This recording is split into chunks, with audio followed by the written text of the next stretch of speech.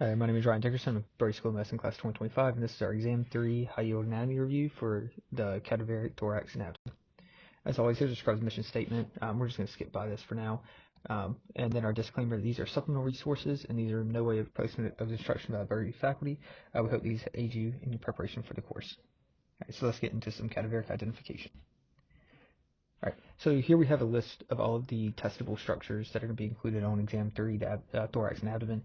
Highlight some of the ones in red that I would make sure that you would need to know. But to be fair, all of these are testable structures, so don't take any one of these as the end-all be-all. This video is going to go really fast. The goal here is to just make sure that you have an opportunity to see some structures that you may see on test day. Just make sure that you, for last minute, you have kind of a good idea of the things that you need to know. All right, so we're going to start with the thoracic wall. So the big thing here is if you're looking at the external thorax, you're going to have fiber directions that are going to tell you the name of the muscles. So if a muscle starts from the superior lateral position and comes down inferior medially, so coming down kind of like putting your hands in your pockets, this is going to be your external intercostal muscle.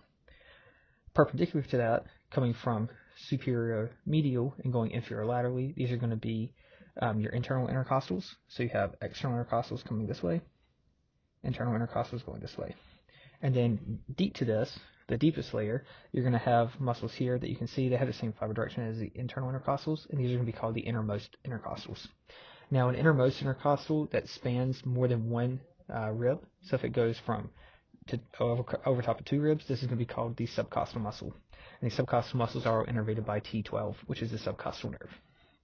Now, kind of here on the thoracic wall, so I should point out, this is the inferior border, so this is where the xiphoid process is. Here's the manubrium. So just because this picture is flipped, remember this is inferior, this is superior.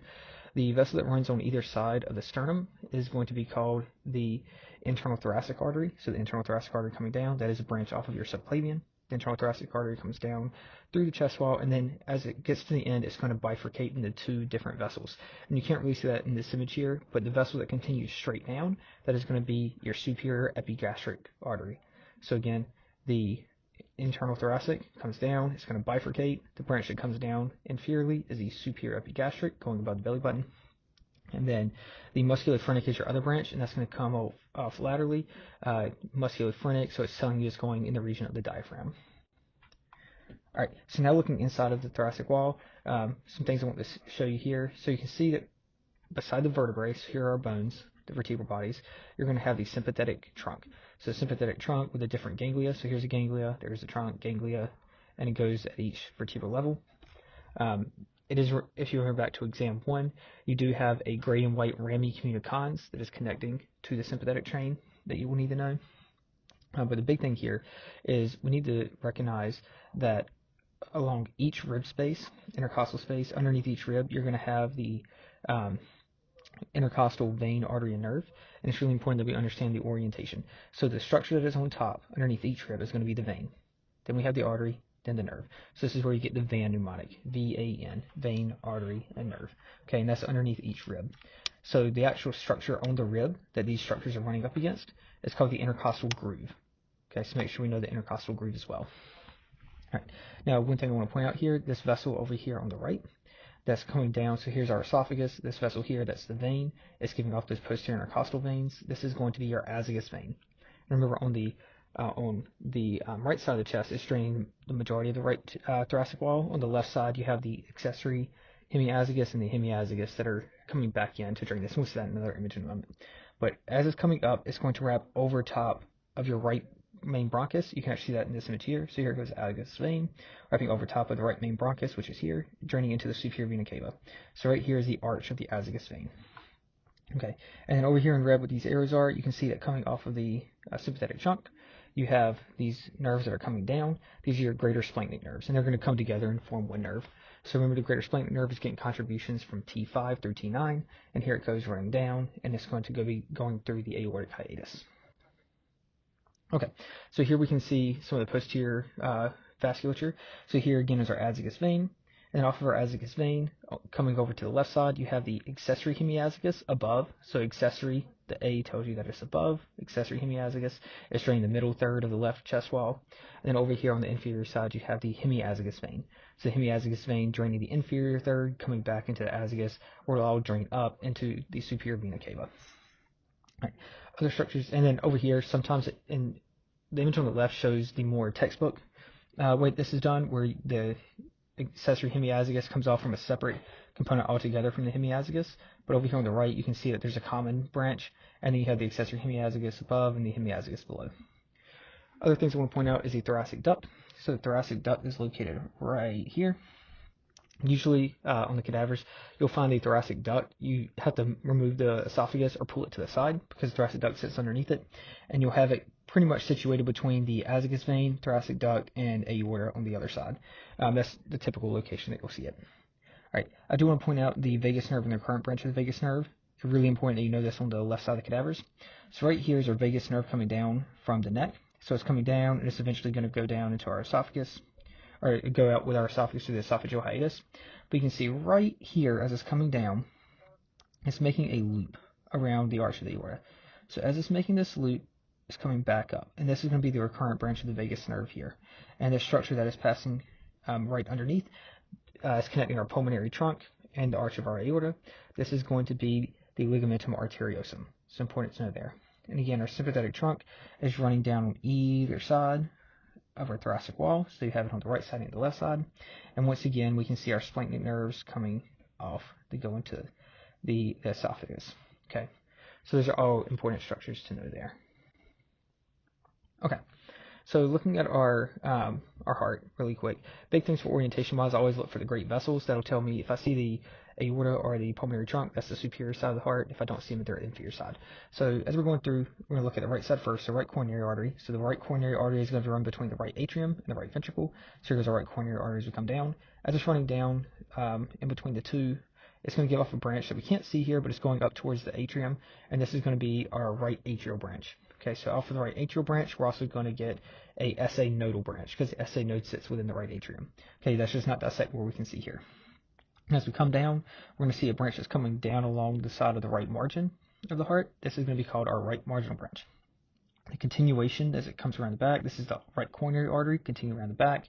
Here it comes as it's going between the atrium and ventricles. It's going to come down, and it's going to give off a branch that's going inferiorly in between the two ventricles. And this is on the bottom of the heart, or the back side of the heart. So this is going to be called the posterior interventricular artery. So the continuation of the right coronary artery coming down in between the ventricles is their posterior interventricular artery. All right, I do want to point out down here on the bottom side, we can see the inferior vena cava. That's one of the ways that I can look at the bottom of the heart and say, oh, inferior vena cava, that's right atrium. That means this must be right ventricle. This is left ventricle, and this is left atrium. All right, and then again, the coronary sinus, again, running between the atrium and ventricle, where most of these structures are going to run.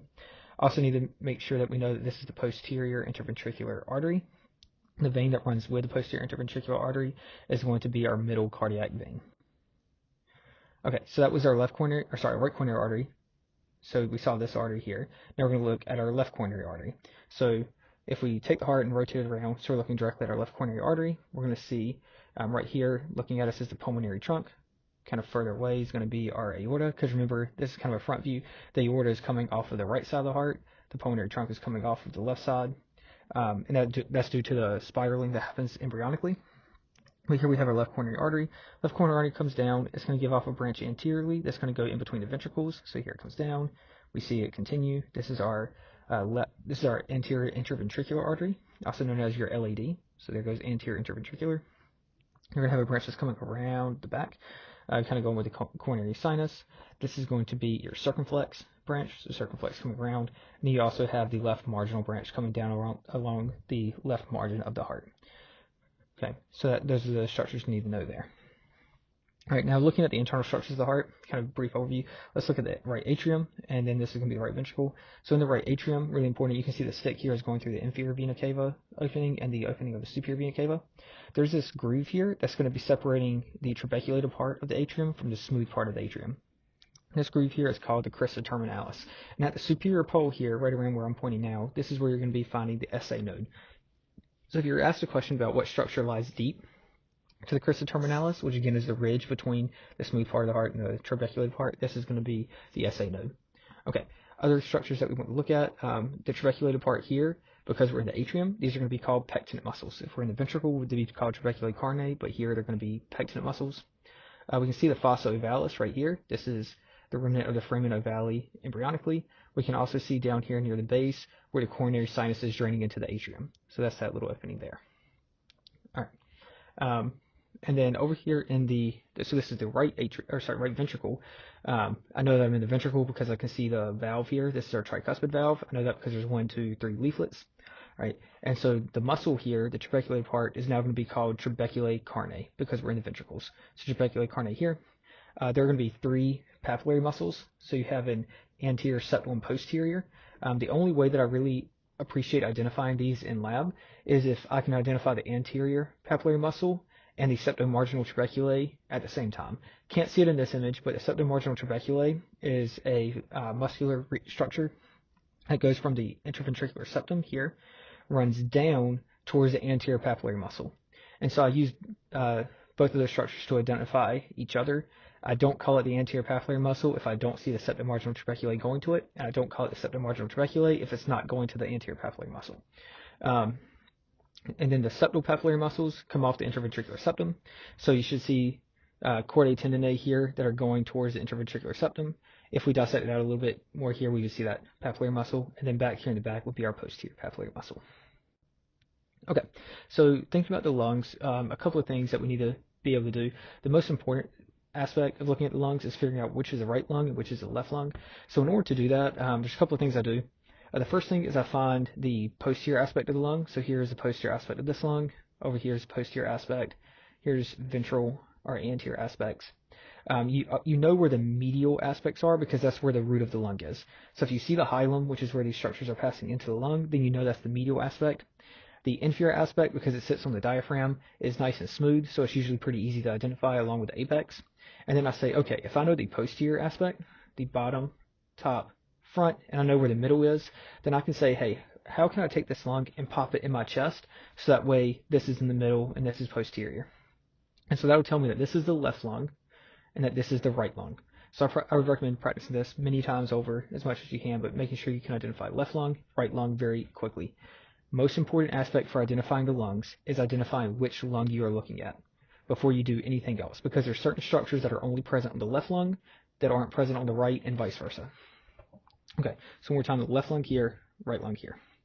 All right, so if this is the left lung, you see this impression that goes all the way around the posterior and superior aspect of the lung. This is the aorta. So this is the aortic arch here that we're seeing, and then the aortic impression here. On the right lung, you still see an impression that's coming along the back, coming over the top, but this is not the aortic impression. This is the esophageal impression in the back, and then the azygos venous impression over here on top. So they look very similar, an impression that comes all the way around, but because I know this is the right lung, then I'm going to call this the esophageal impression, and this is the azygos venous impression, as opposed to the impression of the aorta. Right, and I know that based on right versus left lung. So again, most important step. Right, both are going to have a cardiac impression, not really appreciated in this image, but the cardiac impression is going to be anteriorly. Only one is going to have a cardiac notch. That's going to be the left lung. Again, not really able to appreciate it here. You're also going to have the lingula, which is this little structure of the inferior lobe. Right, I think one of the structures that people struggle the most with identifying is looking at the identifying within the hilum, what is the artery, what is the bronchus, what is the vein. Okay, so there's a helpful mnemonic, RALS, R-A-L-S. So in the right lung, the right artery is anterior to the bronchus. So if you look over here, here's our right lung, here's our bronchus, here's our artery. Okay, so you have the right main bronchus coming in. It's going to be posterior. The arteries are going to be anterior. And the bottom, every single time, no matter what, is going to be your pulmonary veins. So you have pulmonary veins below, pulmonary artery in front, and bronchus posteriorly. Left lobe, left lung, you're going to have the pulmonary artery is going to be superior to the bronchus.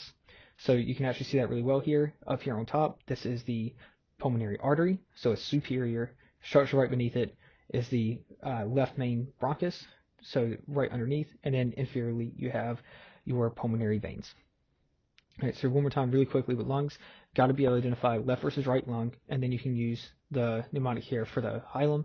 So if you're on the right side, you identify the right lung, you say that the pulmonary artery is going to be anterior to the bronchus, and then everything below has to be pulmonary veins.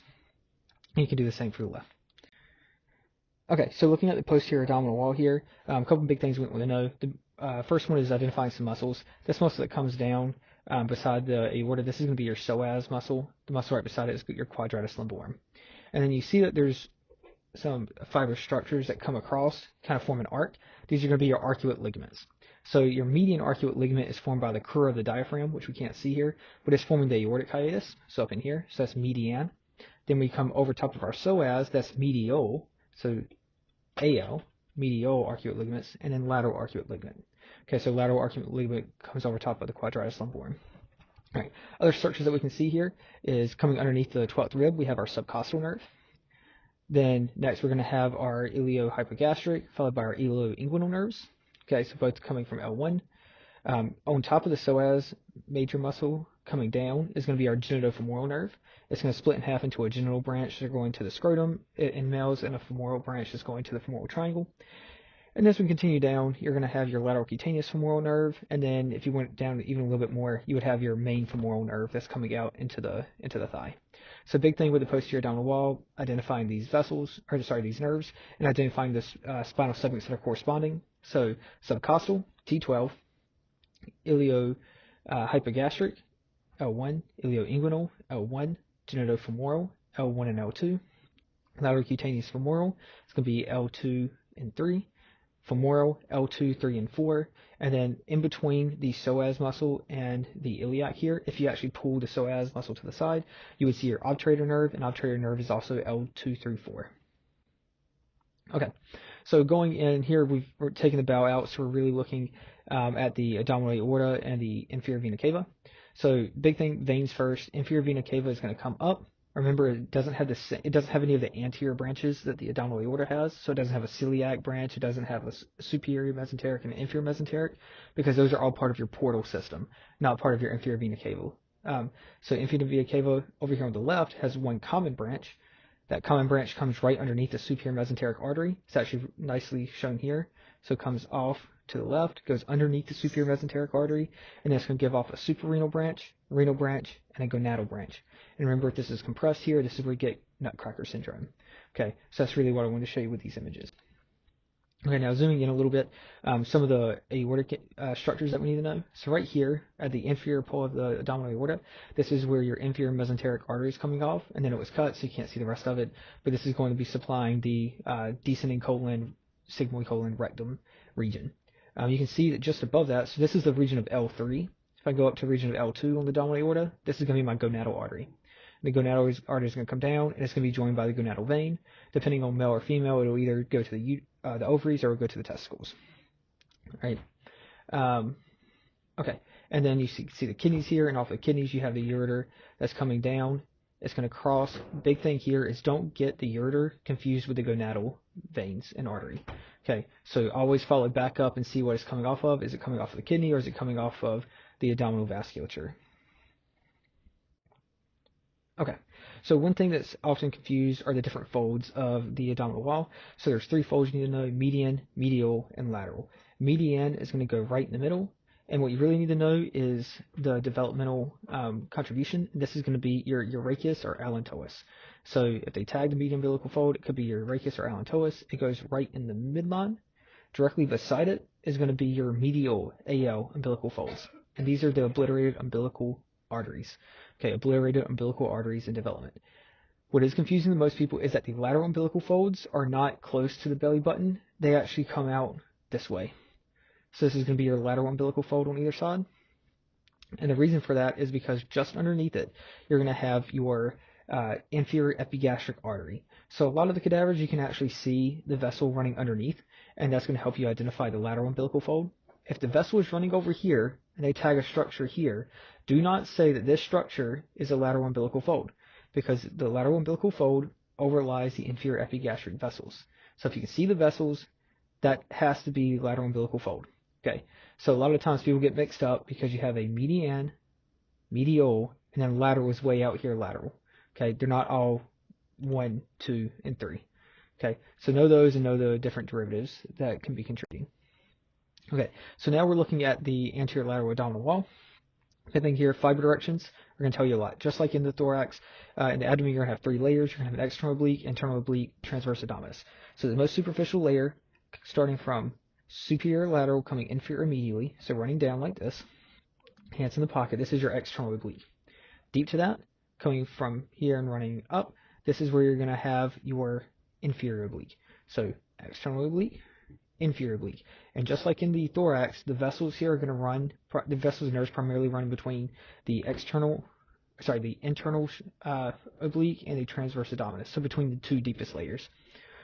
Okay, big things that you need to know here is that the external oblique aponeurosis is going to give rise to the superficial inguinal ring, which you can see here. Here's the spermatic cord running down to the testicle. On top of the spermatic cord, going through the superficial inguinal ring, but not in the spermatic cord, is going to be your ilioinguinal nerve. So you can see that here. And here's another image of it here. It's running on top of the spermatic cord, going through the superficial inguinal ring. Not going through the superficial inguinal ring, but in the same region, going above the pubis, is this going to be your iliohypogastric nerve. So iliohypogastric, not going through the ring, ilioinguinal going through the ring. Right, and then here we can see a vessel coming up. This is going to be your inferior epigastric. It's going to run underneath your rectus abdominis near midline. The region down here, this is going to be a Hasselbalch triangle. So you're going to have rectus abdominis midline. You're going to have inguinal ligament coming through here, and then you're going to have the inferior epigastric here. Everything in between is going to be Hasselbalch triangle, which is a weakening of the abdominal wall where you're most likely to get a hernia. Okay, so really quickly, some testicular anatomy. The big thing here is the testicle is going to sit here. It's covered in a white sheet. You're going to have the epididymis coming around. It's going to give off the tail, and follow that in kind of a cartoon image over here. The head of the epididymis, it comes down to the tail. Make sure you follow, if you're identifying something as the vas deferens, that it's directly attached to the epididymis. If it's not directly attached to the epididymis, you're likely looking at the testicular artery. Okay, so the big differentiation between finding the testicular artery or finding the vas deferens is, does it attach to the epididymis? One other thing that I want to point out that can be kind of confusing, in lab, some of the cadavers are going to have the testicles cut open, so it's a cross section kind of like you see here, and depending on if the needle is coming in from internal to external or external to internal on this white sheath, it's going to have a different name. So if you tag it from the inside going out, this structure here is a tunica albuginea. Okay, so the white tunic that covers the entire testy. Okay. The structure on the outside, and what we're directly looking at now, this is going to be the tunica vaginalis. Okay, so the tunica vaginalis covers this. All right, so the differentiation here is if you're looking from the outside, tunica vaginalis. If you're looking from inside, tunica albuginea. All right, and the reason for that is because the tunica albuginea is part of the testicle. The tunica vaginalis, which covers it, is actually derived from the peritoneum as the testicle is forcing its way through the abdominal wall. So remember that a lot of the structures within the spermatic cord are being derived from the abdominal wall as the testy is migrating down inferiorly. So the tunica vaginalis comes from the peritoneum. That's why here you're going to have a parietal layer and a visceral layer, just like you have parietal and visceral peritoneum. The internal spermatic fascia coming from the transversalis fascia, cremaster from the internal oblique. The external spermatic fascia coming from the external oblique, and then the perineal fascia and dartos muscle is from that superficial fascia of the abdomen. All right, so next up here, we're going to be looking at celiac trunk. Not the best image here, but right here is where our celiac trunk is coming off.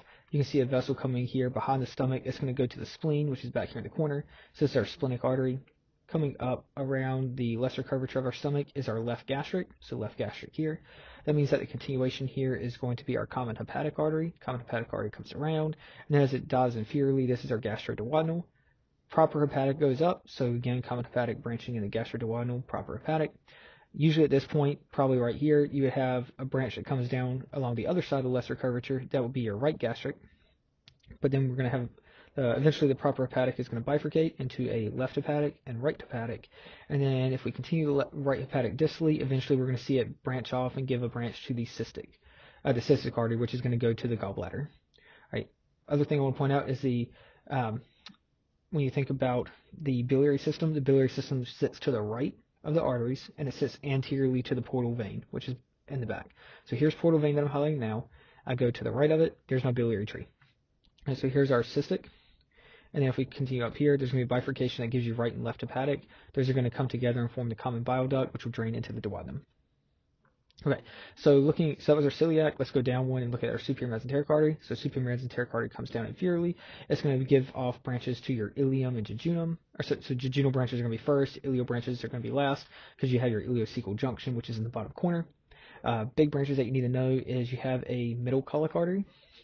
So this is going to be supplying the transverse colon that's coming around. So here's that branch there, middle colic.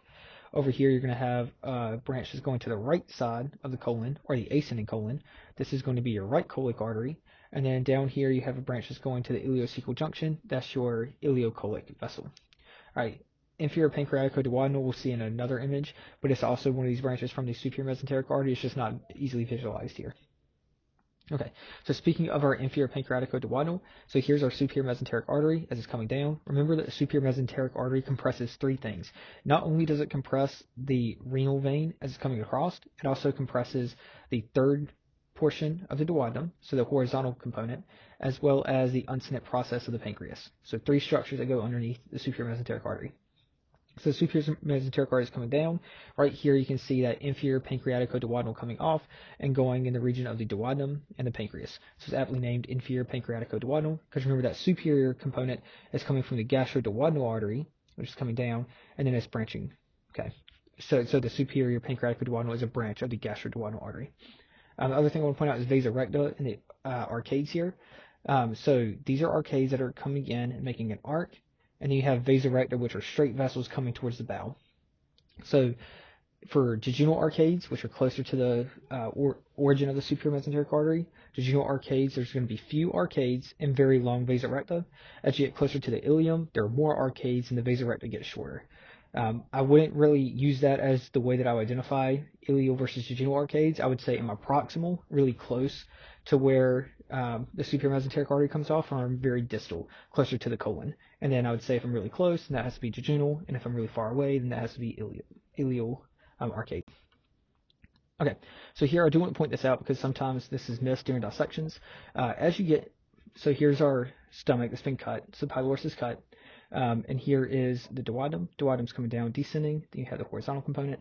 There are structures that drain directly into the descending component of the duodenum. This is going to be your common bile duct and your pancreatic duct. So usually your pancreatic duct will join the common bile duct just before it inserts, right at the ampulla levator. Okay, so make sure you look out for your pancreatic duct because this is a structure that you should be able to see. So make sure you can see your pancreatic duct coming in, joining with the common bile duct, draining into the duodenum. And if we follow our common bile duct up, what we'll see here is that it's going to bifurcate into the cystic duct and then the common hepatic duct. So here goes cystic duct, here goes common hepatic duct, and then as the common hepatic duct continues, it's going to go into a left and right hepatic duct. Okay, so left and right hepatic duct, then going into common hepatic, joins with the cystic to form the common bile duct. Common bile duct joins with the pancreatic duct to drain into the duodenum. Okay, so here we're looking at our inferior mesenteric artery. Inferior mesenteric artery comes down. It's going to give off branches to our left side of the colon. So this is going to be our descending colon, as well as the last little bit of our transverse colon. So again, this is associated with the embryonic hindgut. So the kind of at the splenic flexure all the way down. So inferior mesenteric artery, left colic branches. The continuation inferiorly is going to be, at this point, we're going to get off branches to the sigmoid colon, which is what we see here. So this is sigmoidal branches. If we continue inferiorly, once we cross over top of the common iliac, it is now changing names from inferior mesenteric artery to superior rectal. So where the name changes is when it passes over top of the common iliac. So here, inferior mesenteric artery, inferior mesenteric artery, inferior mesenteric artery, I cross over, superior rectal artery. Okay, so that's how you're going to delineate those terms. Okay, now looking at the abdominal aorta again, what I want to point out here is here's the renal artery coming off. Here's our superior mesenteric artery. Here's our celiac trunk. So a couple of structures that come off laterally that we haven't talked about. Big things here. Here's the kidney. Here's the suprarenal gland. I want you to see this vessel. It's not coming off the celiac trunk, but there's a vessel coming up. It goes down underneath the diaphragm, and then it's giving off a branch that's going to the renal glands. This is your inferior phrenic artery giving off the superior suprarenal artery. So you identify the superior suprarenal artery because it's coming off a branch that's coming off the aorta. So inferior phrenic, superior suprarenal. Right next to it, there's a branch that's coming directly off of the aorta going to the suprarenal or adrenal gland. This is your middle suprarenal artery. So middle suprarenal artery coming directly off of the aorta. I see my renal artery coming across. Off my renal artery, there's a branch that's coming up to my suprarenal glands. This is going to be your inferior suprarenal artery. So it goes superior suprarenal, middle suprarenal, inferior suprarenal. All right, and then once again, we have our superior mesenteric artery and inferior mesenteric artery below, celiac trunk above. Okay, last thing, couple of models that you need to know. You need to know the liver model and the kidney model. And we'll start with the kidney model. So the kidney model, a couple of things. The pyramids are these big wedge-shaped structures. Okay, so pyramid, pyramid, pyramid. The pyramids drain down into the renal papillae. So this is a renal papillae. In between each pyramid, you have the columns. So pyramids split by the columns. You got the medulla out along. So column, pyramid, column. Okay, the pyramids drain into the papillae. Then here you're going to have minor calyxes. So minor calyxes are then going to drain into major calyxes. So here's a minor, here's a minor, here's a major when they come together. Then all of your major calyxes are going to come together into your renal pelvis. Then your renal pelvis is going to drain out into your ureter.